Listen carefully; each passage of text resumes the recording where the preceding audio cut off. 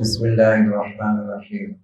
قال المؤلف رحمه الله: القول الثالث أن هذه الأوراق نقود وأثمان لها حكم ما جعلت بدلا عنه، فإن جعلت بدلا عن دراهم الفضة كان لها حكم الفضة، وإن جعلت بدلا عن الذهب كان لها حكم الذهب، لأن هذه الأوراق في حد ذاتها لا تبلغ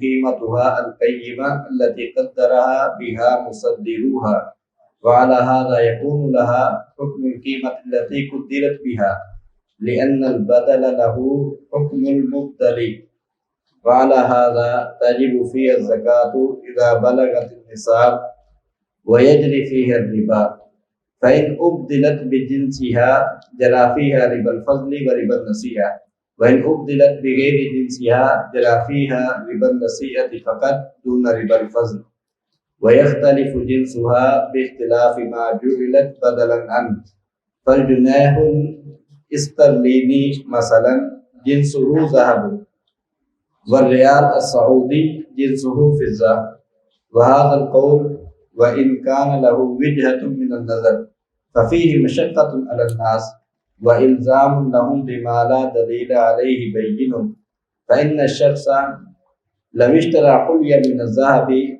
بجنيهات استرلينية لكان من شرط صحة ذلك أن يكون الحلي مساويا في الوزن للذهب الذي قدرت به الجنيهات الاسترلينية،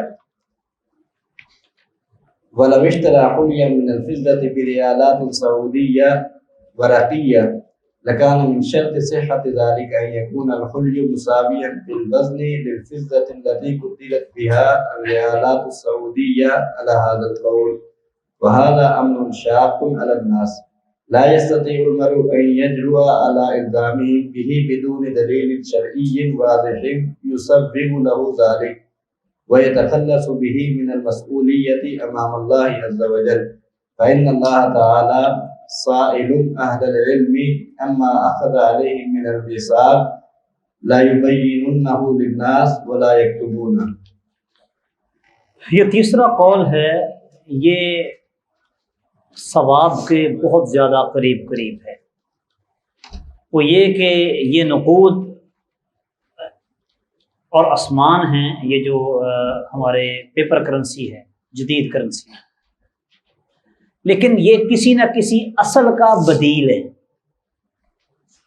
یا تو یہ سونے کا بدل ہیں، درہم کا بدل ہیں، دینار کا بدل ہیں، سو جس چیز کا یہ بدل ہیں ان کرنسیوں پر اسی چیز والا ہی حکم لاگو ہوگا۔ ذاتی طور پر تو یہ پیپر جو ہے اس کی کوئی قیمت اور حیثیت نہیں ہے، یہ تو یعنی کہ ردی میں اگر آپ اس کو بیچنا چاہیں تو شاید آپ کی یہ پرانی کتابیں اور کاپیاں مہنگی بکیں گی ان نوٹوں کی نسبت۔ کسی ملک کی کرنسی جو کہ یعنی کہ ختم ہو گئی ہو، ردی بن جائے، اسٹیٹ ٹوٹ گئی مثلا، تو وہ کیا ہے؟ ردی ہے نا، تو اس کو ردی والا بھی اتنے شوق سے نہیں لے گا۔ بہرحال یعنی کہ مقصد یہ ہے کہ اس کے اپنے ورق کے اندر کوئی قیمت نہیں ہے، بلکہ یہ کسی نہ کسی قیمت کا، کسی نہ کسی ثمن کا بدل ہے، چاہے آپ اس کو سونے کا نقد بدل بنا لیں، چاندی کا بدل بنا لیں، درہم کا بدل بنا لیں، دینار کا بدل بنا لیں، کسی اور چیز کا بدل بنا لیں، تو جس چیز کا بھی یہ بدل قرار پائے گی تو جو حکم اس چیز کا ہے وہی حکم اس کا ہوگا۔ اچھا، ہم اس کو سونے کا بدل بناتے ہیں مثلا، تو پھر زکوٰۃ بھی ہوگی کب؟ جب یہ سونے 7.5 تولہ سونے کے برابر ہوگی۔ چاندی کا بدل بناتے ہیں تو پھر کیا ہوگا؟ زکوٰۃ ہوگی جب یہ 52.5 تولے چاندی کے برابر ہوگی۔ اور اس میں ربا الفضل اور ربا النسیئہ دونوں کے دونوں ہوں گے، ربا الفضل بھی ہوگا، ربا النسیئہ بھی ہوگا۔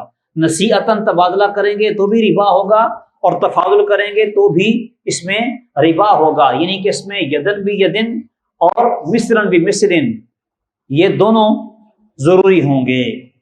کہتے ہیں کہ یہ قول اگرچہ بڑا اہم قول ہے اور اس میں وجہت النظر ہے، لیکن اس میں لوگوں پر مشقت ہے۔ اور مشقت کیا ہے کہ مثال کے طور پہ ہم نے اس کو رسید سمجھ لیا سونے کی،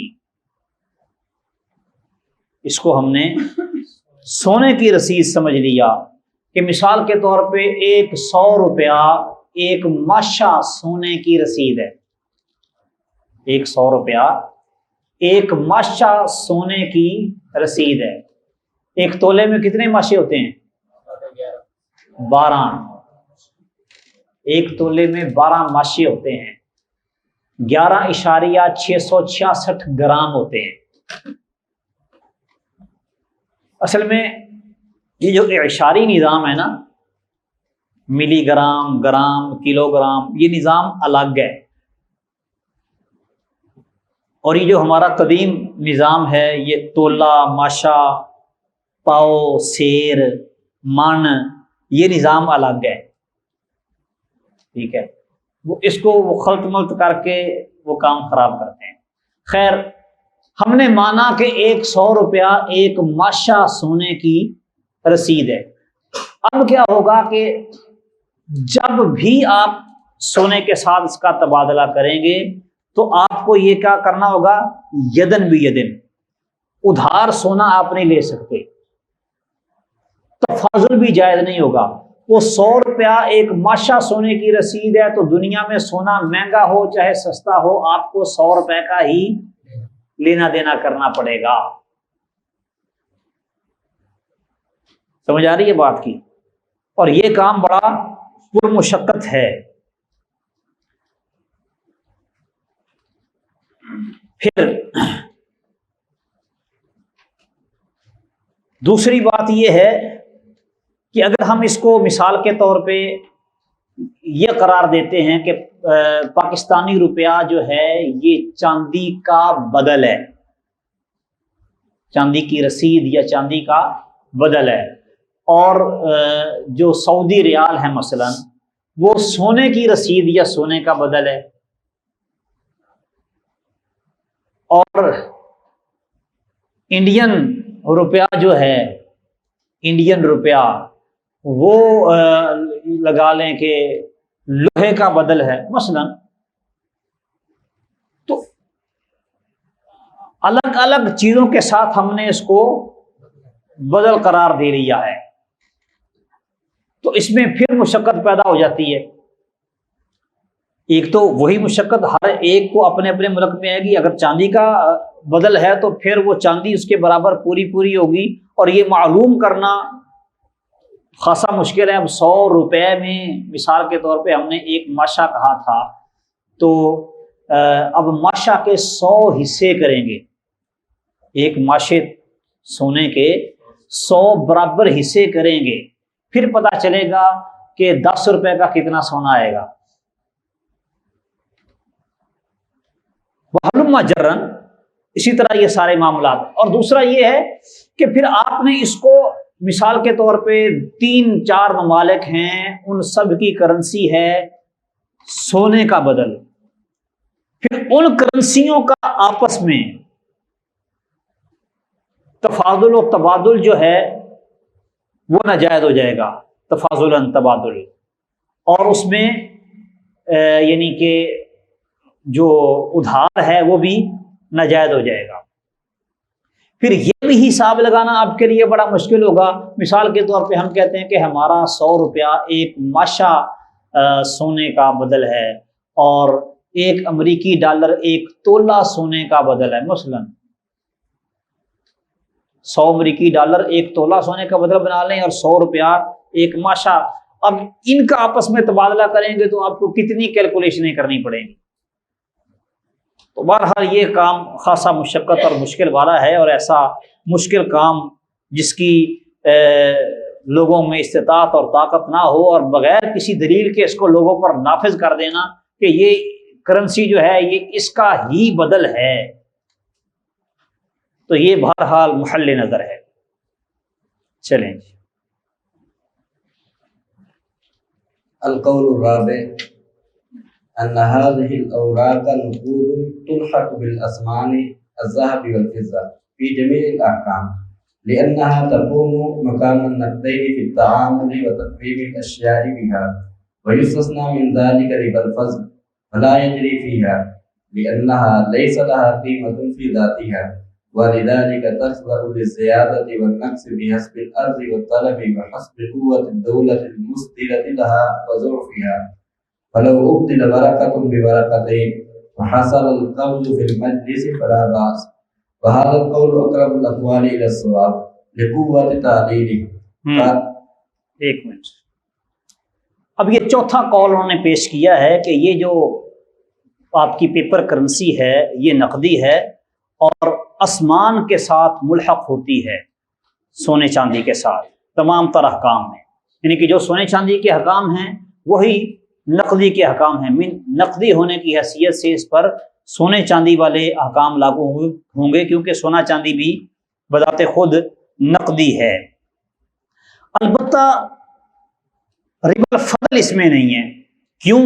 اس لیے کہ سونے چاندی کے اندر اپنی ویلیو ہے، سونے چاندی کے اندر اپنی ویلیو ہے، جبکہ آپ کی اس پیپر کرنسی کے اندر اپنی ذاتی طور پر کوئی ویلیو نہیں ہے، بلکہ یہ بیکار ہو جاتی ہے۔ کبھی حکومت ہی آپ کی مثال کے طور پہ وہ جو پرانے نوٹ ہیں ان کو بند کر دیتی ہے، تو پھر کوئی بھی آپ کو پرانا نوٹ آپ لے کے جائیں گے کوئی بھی سودا نہیں دے گا، تو یعنی کہ اس کی فی ذاتی ہی اپنی ذات کی حد تک اس کے اندر کوئی ویلیو نہیں ہے، اسی لیے یہ ڈی ویلیو ہوتی ہے، بلکہ اس کے اوپر اثر انداز کیا ہوتا ہے؟ رسد کی قوتیں اثر انداز ہوتی ہیں، اور اسی طرح ملک اس کا جو یعنی کہ زر مبادلہ ہے اور وہ کتنا مستحکم ہے، اور وہاں پہ اقتصاد اور معاشیات کا کتنا دور دورہ ہے، یہ ساری چیزیں آپ کی کرنسی کی ویلیو مقرر کرنے میں اثر انداز ہوتی ہیں، یعنی کہ فی ذاتی ہی اس کے اندر کچھ بھی نہیں ہے، لہذا اس میں جو ربا الفضل ہے وہ نہیں ہوگا۔ آپ 1 روپیہ دے کے 2 روپیہ خرید سکتے ہیں، پرانا یعنی کہ 100 روپیہ دے کے 90 روپے نقد کرے نوٹ لے سکتے ہیں، جس طرح وہ عید کے موقع پہ کرتے ہیں نا، 10 روپے والی 100 کی وہ ایک دتھی دیتے ہیں اور اوپر کچھ پیسے اضافی لیتے ہیں، نئے نوٹ لینے کے لیے اضافی پیسے دینے پڑتے ہیں۔ ویسے آج کل تو وہ آسانی کر دی ہے انہوں نے، وہ ATM وغیرہ میں وہ نئے پیسے ہی ایسے موقع پہ وہ ڈال دیتے ہیں، وہ پریشانی نہیں ہوتی۔ پہلے وہ لوگ جاتے ہوتے تھے لینے کے لیے تو وہ باقاعدہ یہ پیسے لگا کے بیٹھے ہوتے تھے، اسی طرح پیسے کھلے کرنے کے لیے یہ جب یہ چلے نا اپنا روپیہ 2 روپے کے ٹھیپے ایک مرتبہ پھر رائج پائے، تو وہ 9 روپے ڈالے ہوتے تھے انہوں نے شاپر کے اندر، وہ روپیہ 2 روپے کے، اور 10 روپے کا وہ پیکٹ دیتے تھے۔ تو اس قول کے مطابق یہ جو ہے یہ جائز ہوگا، یہ ربا نہیں بنے گا، بشرطی کہ نقد و نقد ہو۔ یہ کہہ رہے ہیں شیخ صاحب کے وہاد القول اقرب الاقوال الی الصواب، یہ درست اقوال کے سب سے زیادہ قریب ہے، کیونکہ اس کی تعلیل بڑی مضبوط ہے۔ تعلیل انہوں نے بیان کی ہے نا، ایک تو یہ چونکہ یہ نقدی کے طور پر کام آتا ہے لہذا ہم اس کو نقدی سونے چاندی کے ساتھ ملا دیں گے، سارے احکامات سونے چاندی والے لگائیں گے، لیکن ربا الفضل اس میں نہیں ہے، تفاضل اس میں جائز ہے۔ وہ کیوں جائز ہے؟ اس لیے کہ اس کے اپنے اندر کوئی قدر نہیں ہے، اس کی قدر روپے کے اندر نہیں ہے، بلکہ خارجی چیزیں اس کی قدر پر اثر انداز ہوتی ہیں، جس کی وجہ سے ملکوں کی کرنسی ان کی قیمت بڑھ بھی جاتی ہے اور وہ ڈی ویلیو بھی ہو جاتی ہیں، قدر ان کی گر بھی جاتی ہے۔ انہوں نے اس کو سب سے اقرب الی الصواب قرار دیا ہے، لیکن ہمیں اس سے اتفاق نہیں ہے۔ ہم یہ کہتے ہیں کہ یہ نقدی ایک نئی نقدی ہے، جتنی بھی کرنسیاں ہیں یہ جدید دور کی جدید کرنسیاں ہیں، اور ان پر تمام تر احکامات کرنسی والے ہی لاگو ہوں گے۔ باقی رہا طلب و رسد کی قوتوں کا اثر انداز ہونا، تو یہ تو باقی چیزوں پر بھی ہوتا ہے۔ چینی کی قیمت کبھی بڑھ جاتی ہے، کبھی کم ہو جاتی ہے، طلب و رسد کی وجہ سے ہی نا۔ طلب زیادہ ہو جائے، رسد کم ہو تو چیز مہنگی ہو جاتی ہے، رسد زیادہ ہو، منڈی میں مال زیادہ آ جائے، خریدار کم ہو تو گر جاتی ہے۔ سب اجناس میں یہ کام چلتا ہے۔ پھر باقی رہ گیا کہ قوت الدولہ، حکومت جس نے یعنی کہ یہ صادر کیا ہے، اصدار کرنے والی جو جہت ہے، ان کی قوت اثر انداز ہوتی ہے۔ یہ تو باقی چیزوں میں بھی ہوتی ہے۔ آپ یہاں باہر نکل کے ملتان روڈ سے ایک بند کھائیں گے تو وہ آپ کو 125 150 روپے کا مل جائے گا، اور وہی والا بند اپنا وہ برگر اگر آپ ہارڈیز سے جا کے کھائیں گے تو آپ کو 1800 2000 کا ملے گا، KFC سے کھائیں گے تو وہ 700 800 روپے کا ملے گا۔ یعنی کہ معیار نا ہر کسی کا اپنا اپنا۔ تو ادھر بھی وہ دیکھیں، وہ جو بند سا ہوتا ہے اس میں برگر میں وہی ہوتا ہے۔ یہ تو نہیں کہ وہ زیادہ اتنا بڑا لمبا آپ کو بنا کے دے دیتے ہیں، دوسرا اتنا سا دیتے ہیں، تیسرے یہ چھوٹا سا دیتے ہیں، ایسا تو نہیں ہوتا۔ سائز تقریباً ایک ہی ہوتا ہے، اور چیزیں جو اس میں ڈالی جاتی ہیں وہ بھی تقریباً ایک ہی جیسی ہوتی ہیں۔ ٹیسٹ کا فرق ہے اور کچھ معیار کا فرق ہے۔ کہیں انہیں شو مارنی ہوتی ہے جی ہم نے KFC سے کھایا ہے، سیلفی، ہم ہارڈیز میں بیٹھے ہوئے۔ کیا ہے یہ چیزیں جو ہیں معیار کی وجہ سے ایک چیز کا مہنگا یا سستا ہونا، یہ باقی اجناس میں بھی ہے، باقی چیزوں میں بھی ہے۔ ہاں باقی رہی یہ بات کہ اس کے اپنے اندر ویلیو نہیں ہے، چونکہ یہ مضمون ہے، ضمانت شدہ ہوتی ہے کسی جہت کی طرف سے، جو جہت مصدرہ ہے جس نے اس کو صادر کیا ہے۔ یعنی حکومتیں عام طور پر صادر کرتی ہیں کرنسی، کچھ کرنسی حکومتوں کے علاوہ بھی صادر ہوتی ہے اور حکومتیں اس کو قبول کر لیتی ہیں۔ جس طرح میں نے آپ کو بتایا کہ ڈالر حکومت کی طرف سے صادر کردہ نہیں ہے، اور ڈالر کو حکومت نے قبول کیا ہوا ہے۔ اسی طرح یہ ہمارے یہ جدید کرپٹو کرنسی میں بٹ کوئن، مثلا بٹ کوئن کسی حکومت کی طرف سے جاری کردہ کرنسی نہیں ہے، ہاں بہت سی حکومتوں نے اسے قبول کیا ہوا ہے، تسلیم کیا ہوا ہے۔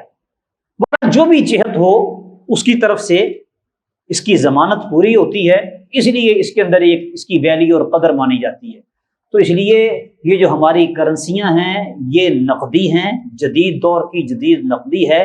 اس کے اوپر ساری وہ چیزیں جو اجناس کی قیمتوں کے بڑھنے اور کم کرنے میں اثر انداز ہوتی ہیں، اس کے اوپر بھی اثر انداز ہوتی ہیں۔ حتیٰ کہ سونا چاندی خود جو اپنے اندر اپنی قوت پوری قیمت رکھتا ہے، وہ بھی مہنگا اور سستا ہوتا ہے۔ سونا بھی مہنگا ہو جاتا ہے نا، سستا ہو جاتا ہے، کیوں؟ طلب و رسد کی قوتیں اثر انداز ہوتی ہیں، اس میں کئی عوامل ہیں جو اس پر اثر انداز ہوتے ہیں۔ تو کرنسی پر بھی اگر اس طرح کے عوامل اثر انداز ہوتے ہیں تو اس تاثیر کی وجہ سے آپ اس کو یعنی کہ ربا الفضل کو جائز قرار دے دیں اس میں، تو یہ درست نہیں ہوگا۔ تو اس میں ربا الفضل بھی ناجائز ہے اور ربا النسیہ بھی ناجائز ہے۔ اس کا حکم نقدین والا حکم ہے، درہم و دینار والا حکم ہے۔ اس پہ زکوٰۃ بھی واجب ہوگی، اور زکوٰۃ واجب ہوگی اقرب النقدین کی زکوٰۃ واجب، چونکہ یہ اصل نقدی نہیں ہے، یہ اصل نقدی نہیں ہے، وہ اصل نقدی جو کہ دور نبوی میں تھی ویسی اصل نقدی نہیں ہے، بلکہ یہ ہمارے جدید دور کی جدید نقدی ہے۔ تو اس کی مثلیت جس کے ساتھ ہوگی ہم اس کے ساتھ اس کو ملحق کریں گے۔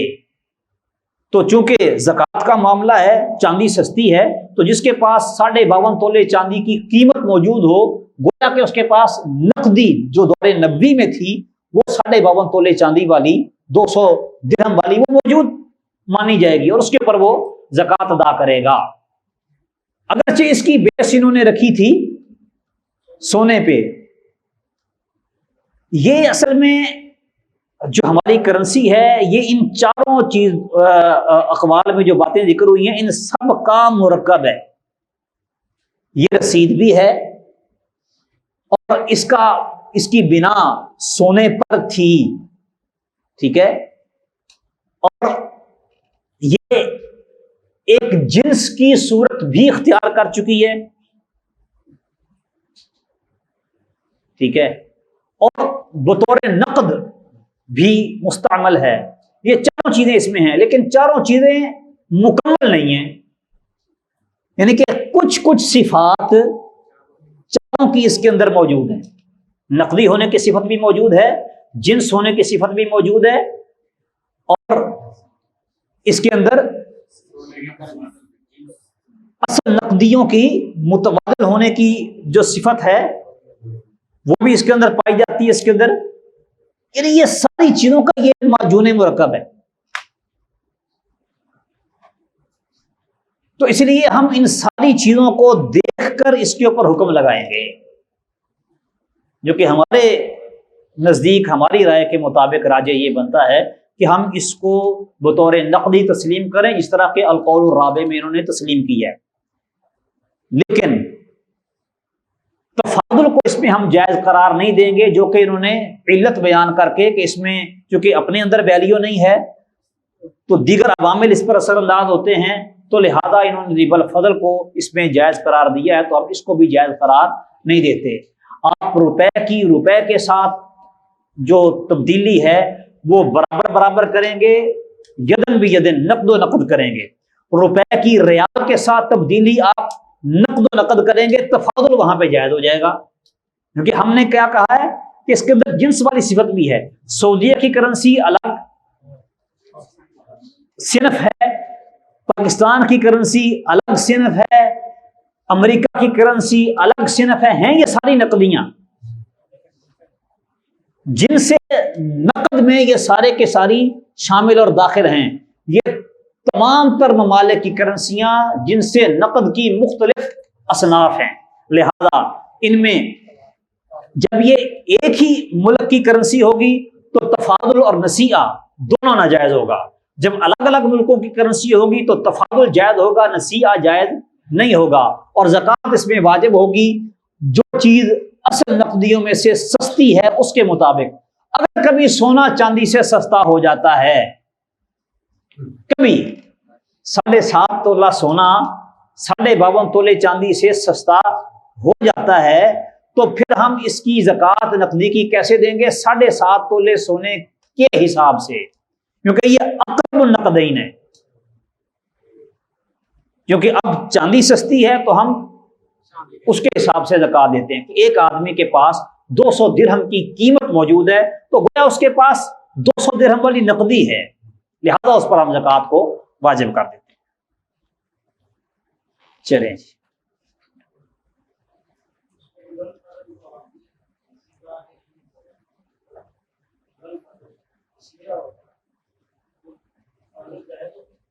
جب دو الگ الگ ملکوں کی کرنسیاں ہوں گی تو تفاضل جائز ہوگا۔ ایک ہی ملک کی کرنسی کا تبادلہ ہوگا تو پھر تفاضل بھی جائز نہیں ہے اور نسیئہ بھی جائز نہیں ہے۔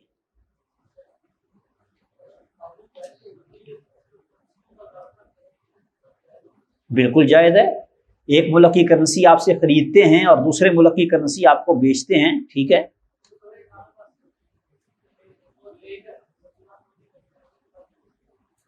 نہیں، ذخیرہ امدادی تو اور چیز ہے، لے کے اپنے پاس رکھ لیتے ہیں اور پھر اس کو بیچ دیتے ہیں تو ٹھیک ہے، اس میں کیا حرج ہے؟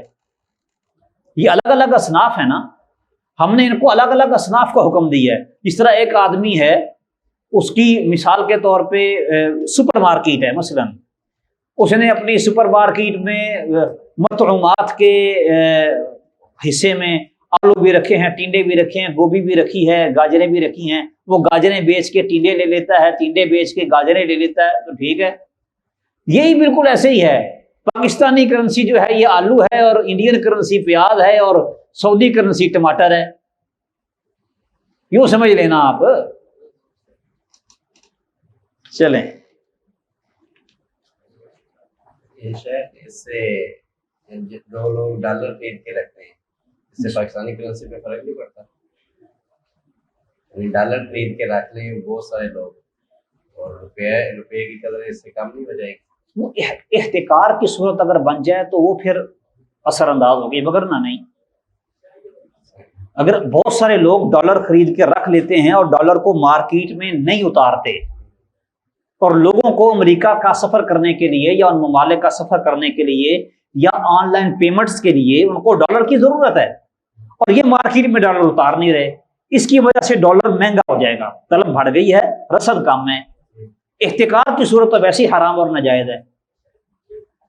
ہاں ویسے کوئی اپنی ضرورت کے لیے ڈالر لے کے رکھ لیتا ہے تو کوئی جس طرح کے گندم کو اسٹاک کرنا احتکار اس وقت بنے گا جب آپ مارکیٹ میں اس سے کمی پیدا کریں. میں اپنی ضرورت کے لیے پورے سال کی گندم لے کے اپنے گھر میں رکھ لوں گا، یہ ذخیرہ اندوزی نہیں ہے، یہ تو میری اپنی ذاتی ضرورت ہے. ہاں احتکار والی کیفیت پیدا ہو تو وہ منع ہے، وگرنہ ٹھیک ہے.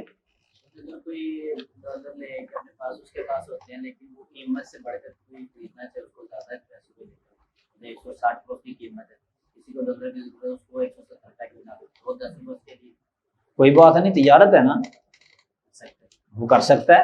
وہ تو ایک قیمت سے زیادہ چیز لے رہا ہے. وہ قیمت اس کی ایسے ہی ہوتی ہے. مارکیٹ میں آپ آم خریدنے جائیں نا، اب تو ختم ہو رہے ہیں، تو وہی آم ہے ایک ہی، کوئی آپ کو 150 روپے کا دے گا، کوئی 250 روپے کا دے گا، کوئی 200 روپے کا دے گا. وہ مختلف لوگوں، ہر کسی کی اپنی اپنی قیمت ہے،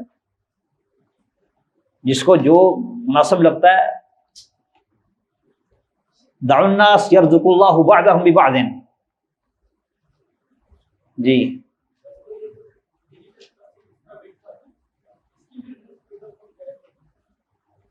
ہاں کرنسی کی خرید و فروخت جائز ہے، کوئی بھی ہو کرنسی.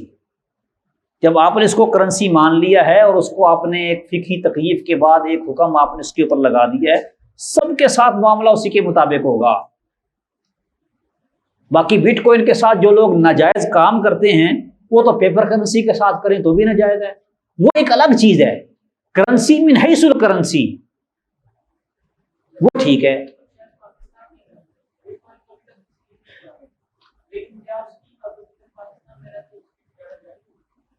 اس کو بعد میں رکھ لیں.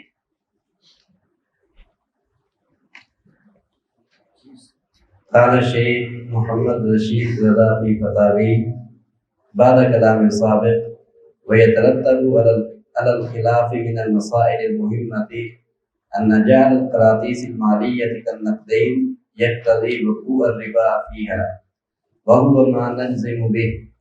ومن قال انها عروض تجارت القراطیس المالیہ کاغذی نوٹ.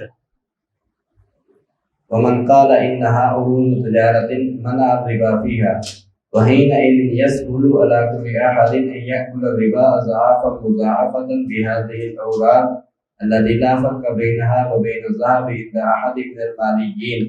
وكذلك القول بانها في حكم السندات قد يكون موصلا لاكل الربا ولمنع الزكاه ولا حاجة إلى تفصيل. فمن نظر إلى حقيقة المسألة في الواقع واحتاط لدينه أخذ بما قلنا والسلام. اب دیکھیں علامہ رشید رضا مصری کی اس بات میں اگر ہم غور کریں تو جو اساس انہوں نے وضع کی ہے اس اساس کے مطابق تو ہمارا موقف زیادہ محتاط ہے، کیونکہ ہم تو ایول فضل کو بھی ناجائز قرار دے رہے ہیں، وہاں تفاضل کو بھی اور نصیحہ کو بھی، اگر احتیاط کا پہلو دیکھا جائے. باقی بات اس کی ٹھیک ہے کہ اگر اس کو یعنی کہ نقدین مانے تو اس میں تو ربا آئے گی، اور یہ کہتا ہے وہ مان جزم بھی بالجزم بات ہے، بالکل ٹھیک ہے. اور اگر اس کو عروض تجارت مانتے ہیں تو عروض تجارت ماننے کی صورت میں زکوٰۃ ختم ہو جائے گی اور پھر ربا اس میں جائز ہو جائے گی. اور اگر اس کو وہ رسیدیں مان لیں تو پھر بھی زکوٰۃ گئی، کیونکہ رسید کے اوپر تو زکوٰۃ نہیں ہوتی. چلیں. وقال شيخنا عبد الرحمن بن سعدي رحمه الله أثناء مناظرة بين ثلاثة في حكم الأنوار ما نصه فقال لهم رابع ممن رأى تكافؤ الدليلين دلیل من يراه نقدا ودلیل من يراه عرضا. یعنی کہ یہ دو صورتیں ہیں نا کہ یہ کاغذی نوٹ نقد ہے یا سامان تجارت یا دیگر جنس ہے، عرض ہے یا نقد ہے، یہ دو موقف ہیں. اور جو سمجھتا ہے کہ ان دونوں کی دلیلیں برابر ہیں. أرأيتم لو أن متوسطا توسط بين القولين وسلك طريقا بين الطريقين بأن حكم للأنواط حكم النقود في بيع النصيحة فمنع من بيع العشرة مثلا باثني عشر إلى أجل لأن هذا هو ربا النصيحة الذي أجمع المسلمون على تحريمه واتفق المانعون أيضا من ربا الفضل أنه أشد حرمة وأعظم إثما من ربا الفضل، وأجاز بيع بعضها ببعض حاصلا ويدا بيد سواء تماثلت أم لا، لأن تحريم ربا الفضل إنما كان لأجل أنه وسيلة إلى ربا النصيحة، ولأن بعض العلماء أجازه وإن كان محدودا بالأدلة الشرعية، لكن كون الأوراق غير منقودة حقيقة ولأجل موضع الحاجة ربما صار أو تعين الأخذ بهذا، فهذا القول المتوسط والتفصيل المذكور يمكن القول به مع مراعاة المعاني الشرعية إلى أن قال: والمقصود أنه لو سلك سالك هذا التفصيل فرارا من ربا النسيئة وتسهيلا للأمر بسبب شدة الحاجة إلى بيع بعضها ببعض بالقيم لا بالمسمى المحكوم عليها، مع عدم النص القاطع على المنع في هذه الحالة، كان أقرب إلى الصواب، إلى أن قال: فالحاجة بل الضرورة مع كونه غير ربا النسيئة مع كون الأنوار غير جوهر الذهب والفضة مع اختلاف أهل العلم في حكمها، مما يصور هذا القول بل يرجحه والله أعلم. ويعني بالقول الذي رجحه أنه يحرم ربا النسيئة في بيع الأنواع بعضها ببعض ويجوز فيها ربا الفضل، فيباع بعضها ببعض متفاضلا حاضرا ويدا بيد، وهذا ما ذكرنا أنه أقرب إلى الصواب لقوة تعليله والله أعلم. یہاں پر عبد الرحمن سعدی رحمہ اللہ کا جو قول ہے اس کا خلاصہ وہی ہے جو کہ شیخ عثیمین نے اپنے موقف کے طور پر ذکر کیا ہے کہ اس میں تفاضل جو ہے وہ جائز ہوگا اور نسیئہ ادھار جو ہے وہ ناجائز ہوگا. تو اس کا جو یعنی کہ نقد ہے وہ ہم آپ کے سامنے پہلے ذکر کر چکے ہیں، لیکن یہاں پہ اس نے ایک اور بات کہی ہے جو کہ بہت اہم ہے اور اس کو سمجھنا ضروری ہے. امام ابن قیم رحمہ اللہ نے اور ابن تیمیہ رحمہ اللہ نے بھی اپنا رجحان اس کی طرف ظاہر کیا ہے، وہ یہ ہے لِأَنَّ تَحْرِيمَ رِبَا الْفَضْلِ إِنَّمَا كَانَ لِأَجْلِ أَنَّهُ وَسِيلَةٌ إِلَى الرِّبَا النَّسِيئَةِ،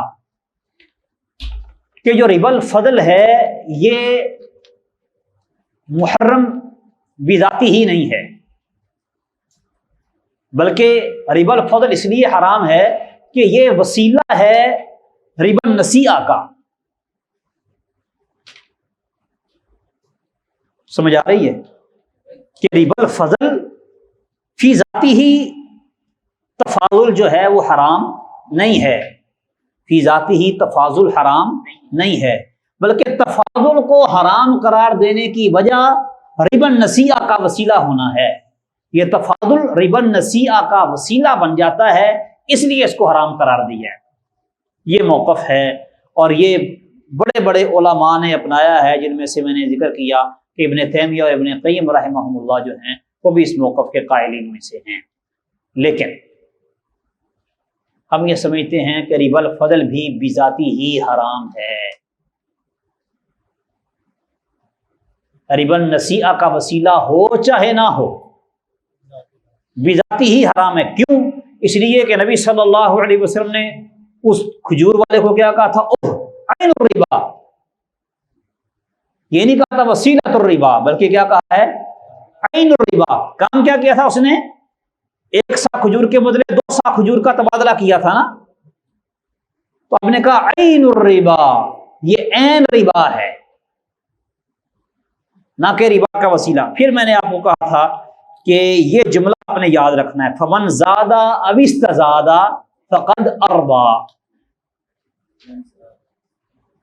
اب یہاں یہ تو نہیں کہا فمن زادہ او استزادہ فقد توصل الی الربا، نہیں، بلکہ کیا کہا ہے؟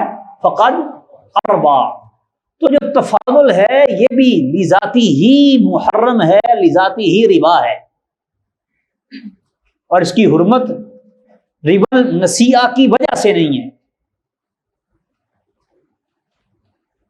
اچھا، اب یہ سوال پیدا ہوتا ہے کہ اس کو ہم یعنی کہ وسیلہ مانیں، وسیلہ مان کے حرام قرار دیں، یا بذاتی ہی حرام قرار دیں تفاضل کو؟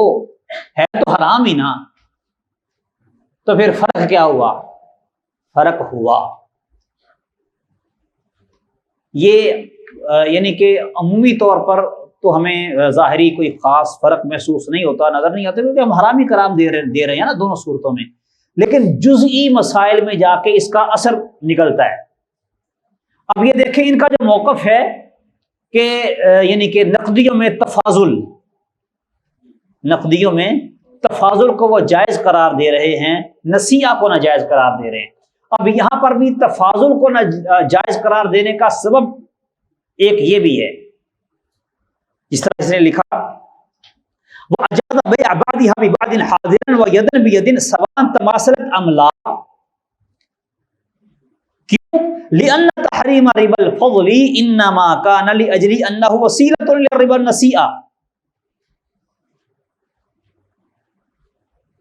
ربا الفضل چونکہ وسیلہ ہوتا ہے ربا النسیئہ کے لیے، تو جہاں پہ یہ ربا النسیئہ کا وسیلہ نہیں بنے گا وہاں پر جائز ہو جائے گا، تو اس لیے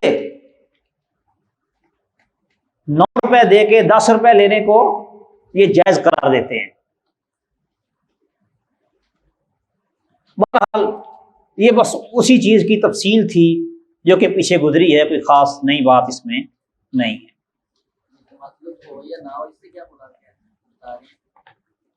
تماثل یعنی کہ برابر برابر، تماثلت املا یعنی کہ وہ نقدی آپس میں مثلاً بمثل ہو چاہے نہ ہو،